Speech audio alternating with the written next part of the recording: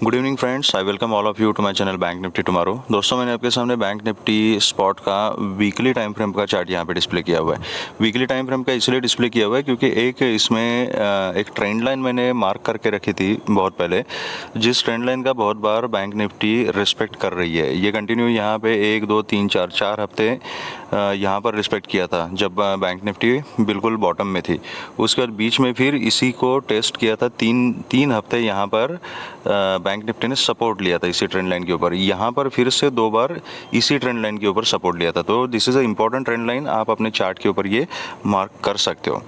तो चलिए अब बात करते हैं कि हमारी स्ट्रैटेजी क्या थी और हमने आज किस तरीके से काम किया बैंक निफ्टी में।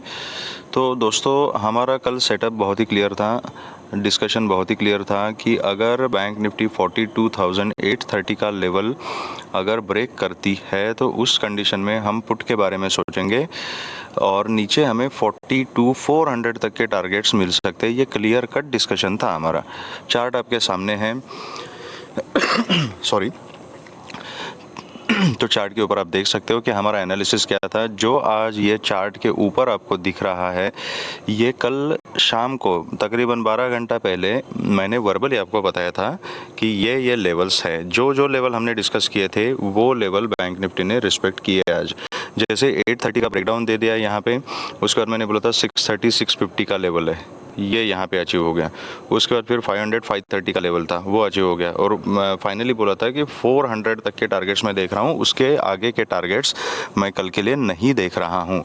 ये देख लीजिए, 400 के लेवल के भी नीचे बैंक निफ्टी चली गई 300 तक, लेकिन ये एक इम्पल्सिव मोमेंट था, फॉल्स ब्रेकआउट मिला और फिर 300 से बाउंस बैक होके फिर फाइनल क्लोजिंग जो है वो 42,616 के आसपास बैंक निफ्टी ने यहाँ पे क्लोजिंग दी है।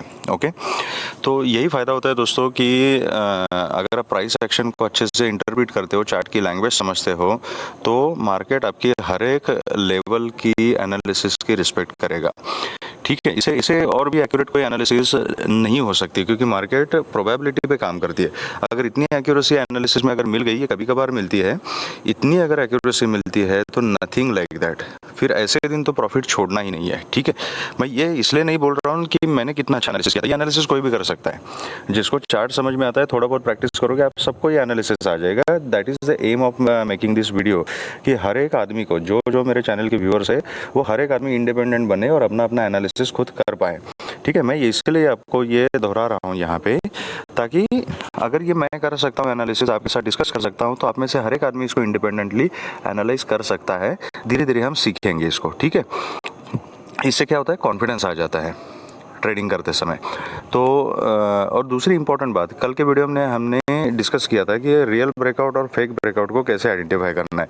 तो कल मैंने आपको बताया था कि फेक ब्रेकआउट कैसे होता है, और जो ब्रेकआउट के बाद रिटेस्ट करके जाने वाली जो चीज़ थी वो आज के मार्केट में चार्ट के ऊपर आपको क्लियर दिख रही है। मैंने टेलीग्राम चैनल पे भी ये पॉइंट अपडेट किया था।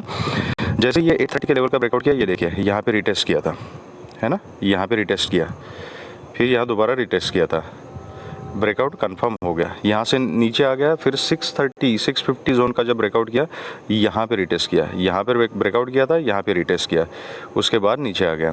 तो this is how real breakouts happen. I hope, कल हमने डिस्कस किया था एंड फॉर्चुनेटली मार्केट ने आज ही हमें उसका प्रैक्टिकल दिखा दिया। तो आई होप कि आप समझ चुके होंगे अच्छे से कि अभी ब्रेकआउट के साथ, फेक और रियल ब्रेकआउट के साथ कैसे डील करना है। ठीक है, तो चलिए आज वीडियो थोड़ा छोटा ही रखेंगे। तो बात करते हैं कि अभी हमने किस तरीके से कल काम करना है बैंक निफ्टी में।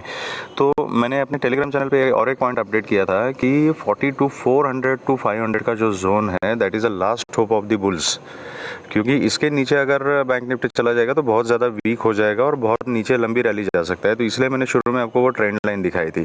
ठीक है, मैं थोड़ा सा चार्ट को ऊपर लेता हूँ। यस, यहाँ पर ये ट्रेंड लाइन क्रॉस हो रही है समवेयर अराउंड 200 180 का जो लेवल है यहाँ पर। ओके, तो कल अगर बैंक निफ्टी फ्लैट ओपन हो जाती है, अभी तक ये 42,630 से 650 का जो जोन है, that is a important resistance, आज उसको ब्रेक नहीं कर पाई है बैंक निफ्टी। ओके, अगर फ्लैट ओपन होती है, ऊपर जाती है, अगर 650 के ऊपर 5 मिनट्स के कैंडल का एक क्लोजिंग मिलता है, तो आप कॉल की पोजीशन में बैठ सकते हो फॉर 42,800 के टारगेट्स के लिए। ठीक है, 42,850 50 से लेके 43,000 तक का जो जोन है ना, ये 150 पॉइंट का जो जोन है ना, ये this is now going to act as a resistance zone.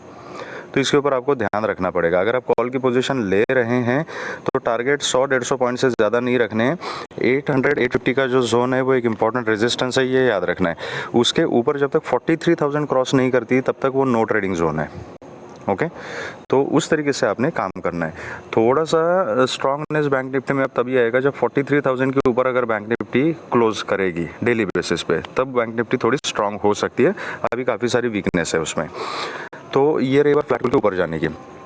अगर यहाँ 830-800 लेवल के पास अगर रिजेक्शन मिलता है, वहाँ पर आप पुट की पोजीशन बना सकते हैं। नीचे के फिर टारगेट्स आपके रहेंगे वो 600 तक का, और 600 के नीचे आते हैं तो फिर 500 एंड 400 और 300 तक के टारगेट्स आपके हो सकते हैं। अगर फ्लैट खोल के बैंक निफ्टी नीचे आती है ओके, तो नीचे रिस्की ट्रेडर्स जो है वो एक्चुअली 300 के लेवल तक के लिए पुट की पोजीशन ले सकते हैं, बट मैं इसको रेकमेंड नहीं करूंगा क्योंकि ये बहुत नैरो रेंज है। मतलब ठीक है, रेंज तो 250-300 पॉइंट की रेंज है, लेकिन इसके बीच में काफ़ी क्विक मोमेंटम हो सकता है, वोलेटिलिटी आ सकती है। तो अगर आप स्कैल्पिंग करते हो 100-150 पॉइंट में अगर आप अपना टारगेट बुक कर सकते हो, तो फिर ये जो प्रीवियस स्विंग है ना, ये जो स्विंग है, इस स्विंग के नीचे आने के बाद, मतलब ये तकरीबन 500 का लेवल होगा, 530 का लेवल है, इसके नीचे आने के बाद आप 400 और फिर 300 के लिए बैठ सकते हो।